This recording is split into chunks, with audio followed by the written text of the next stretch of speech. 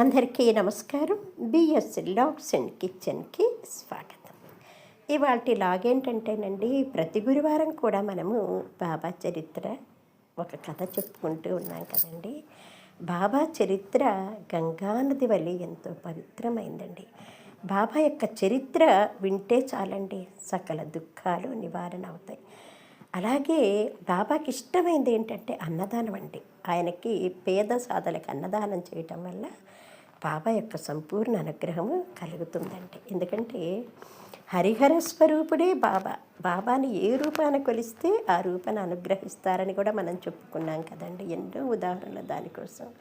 అలాగేనండి, మనకు అనారోగ్యాలు సంభవించిన కష్టాలు కలిగినాయి అంటే మన గ్రహస్థితి సరిగ్గా లేకపోవడం. అంటే మన జాతకం ఎలా ఉంటుందంటే నవగ్రహాల యొక్క సంచారం వల్లే మన జాతకం అనేది ఉంటుందన్నమాట.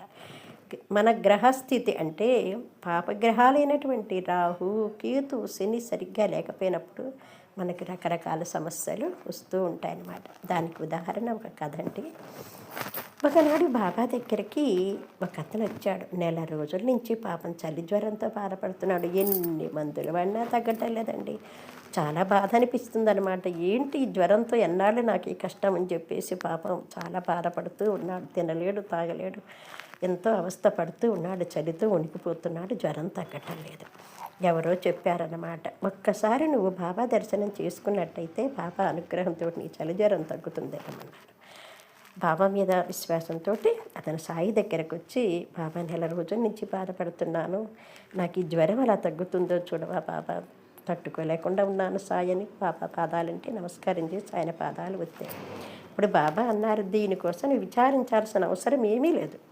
నీ జాతకంలో శని ప్రభావం ఎక్కువగా ఉంది కాబట్టి నువ్వు ఇంటికి వెళ్ళి ఇంత అన్నంలో పెరుగు కలిపి లక్ష్మీదేవి మందిరం ఎదురుగుండా ఒక నల్లటి కుక్క పడుకొని ఉంటుంది, దానికి వెళ్ళి అన్నం పెట్టుకో, తగ్గిపోతుంది అన్నారు. అదేంటి బాబా అట్లా తగ్గిపోతుందా అన్నాడు అతను. ఎందుకు తగ్గదయ్యాన్ని వెళ్ళి పెట్టుకో చూద్దాం అన్నాడు. అనగానే ఇంటికి వెళ్ళేసరికి విచిత్రంగా అన్నం రెడీగా ఉంది, పెరుగు కూడా రెడీగా ఉంది. వెంటనే అన్నంలో ఇంత పెరుగు కలిపేసేసి మంచిగా ఇంత అన్నం తీసుకొని వెళ్ళి అక్కడ వెళ్ళేసరికి లక్ష్మీదేవి మందిరం ఎదురుగుండా నల్ల కుక్క పడుకొని ఉందండి. నల్ల కుక్క పెట్టగానే అది ఆత్రంగా అన్నం అంతా తినేసిందండి. చిత్రంగా అతనికి మరుసటి రోజు కల్లా జ్వరం అంతా కూడా తగ్గిపోయిందనమాట. అంటే ఏంటి, అతని జాతకంలో శని యొక్క ప్రభావం ఉండటం వల్ల అతని జ్వరం తగ్గకుండా ఉంది.